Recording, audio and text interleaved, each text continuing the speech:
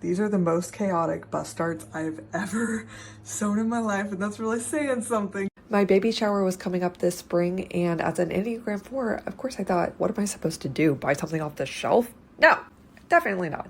So instead I had fun and a little frustration designing and sewing my dream baby shower dress completely from scratch. What you are about to see is definitely not a tutorial, but rather a sewing diary with a little friend-to-friend encouragement for fellow beginner sewists who have their dream ideas stuck in draft. The first thing I did was just sketch and ideate. After that, I started to think through the numbers and rough shape of the patterned pieces that I would need to accomplish this look.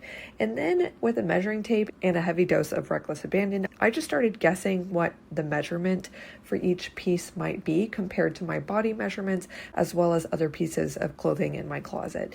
Then I drew out the shapes on tracing paper and connected the curved lines with a curved ruler. And this next step is essential. The cost to entry for designing and making your own clothes is honestly not necessarily years of practice of sewing and taking pattern making classes, though that would be awesome if you could do that. But you don't have to hold yourself out from being able to design the clothes you want just because you don't have experience yet. Instead, I would say the cost to entry is just one, a thrifted bed sheet. I got this one for $2 from Goodwill, and two, a willingness to make 1 to 3, maybe even 4 sample garments out of that sheet before you cut into the nice fabric you bought for your final project.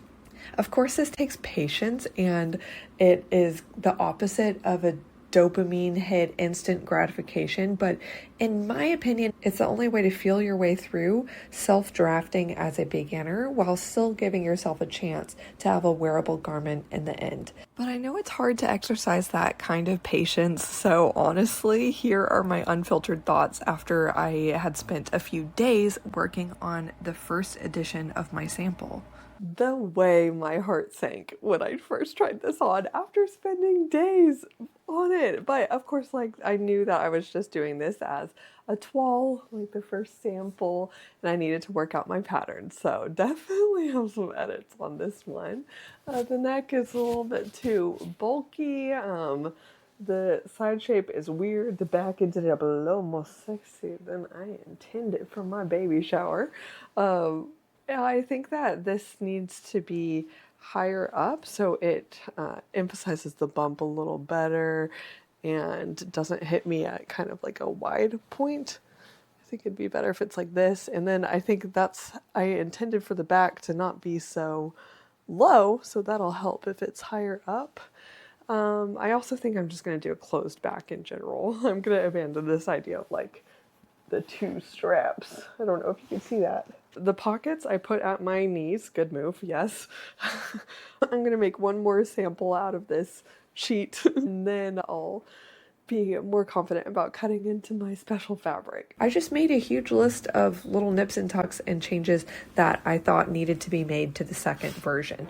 Then I took this list back to my pattern pieces on paper and started to make adjustments on the paper instead of just applying those changes directly to the sample garment. This allowed me to much more easily use those pieces of paper as a final pattern once you're ready to cut into your final fabric choice. Otherwise, you would just need to completely pick apart your last sample and lay all those fabric pieces flat to use as your pattern. Here is the version 2 finished product. I changed things up. For the elasticated channel, I ended up doing it on the outside rather than the inside. This is also single line, so I hope that there's a lot less bunching, or I just hope it lays a lot more flat. Guys, I've been a bad YouTuber. I got so deeply in a sewing trance that I not only completed this second toile, but also I cut into my main fabric. And so I'm going to show you the edits that I decided to make after this second sample, and then also the edits that I have yet to make for adjustments on the final dress. And also, I don't quite remember when I filmed the last segment. I think it's been at least 2 weeks, but my bump is getting so much bigger all the time. It grows like half an inch every week, which is kind of crazy. So I hope it's okay when I try on the main dress, because that might be a little small at this point. We'll see. I like that how it sits, this bow sits a bit better now that I just have this channel open rather than two buttonholes. I do need to adjust this. I should probably just give in and do a dart, which is an edit I need to make on the main dress, because instead in the main fabric I just thought, oh, if I do cut less of a curve right here, maybe it'll help. Nope. I don't know why I keep on trying to avoid sewing darts. They're literally always necessary unless it's a stretchy fabric. So I also think that based on this, I'd like it 0.5 inches higher. And then I decided I'd also like to make it a little higher in the back, just so that these front and back pieces are kind of touching. So I'll show you how that turned out in my main sample, or in the main dress. I decided to lower the armpit 1/2 inch. It just feels like a little tight in there, and extend the curve on the back again to give my arms just a bit more room. It's not like I'm trying to do athletics in this, but comfort is key. So that's what I did on this one. Now I'll show you what happened once I cut into my main fabric. Before I show you the whole dress, you need to know that I have not sewed the proper color bow ties yet, so I'm utilizing my old maroon fabric, and it looks like Nightmare Before Christmas. So always the cat shot. Hello Mercy, how are you? So this is going to be a light pink bow, because light pink and green gingham is the baby shower theme. The theme is, if I haven't said this already, a silly goose almost on the loose. And so anyway, pink bow coming in for the girl.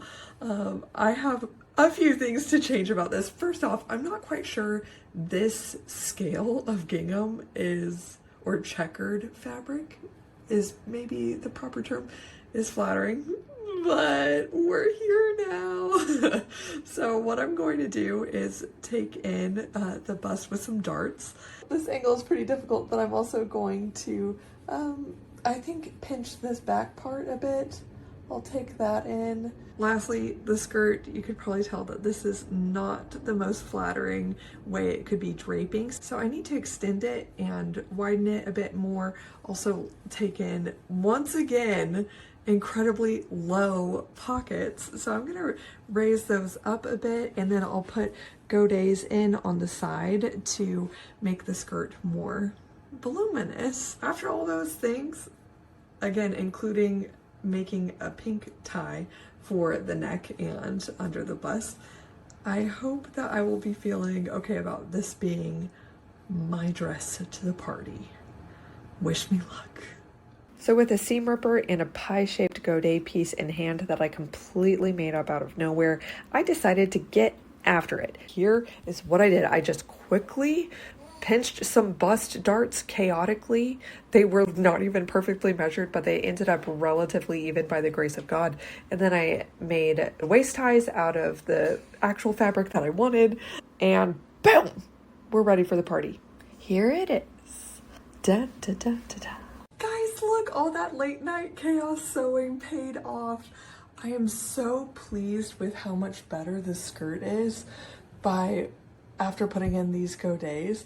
Really like how the pattern crisscrossed, and the bow ended up good by the grace of God. Even my this literally, I just pinched and prayed. These are the most chaotic bust darts I've ever sewn in my life, and that's really saying something, because y'all know I'm not an expert on those darts. But yeah, I don't even think they're even, but good enough. I might as well embrace that this is the very first point in my life that I am filling out a top.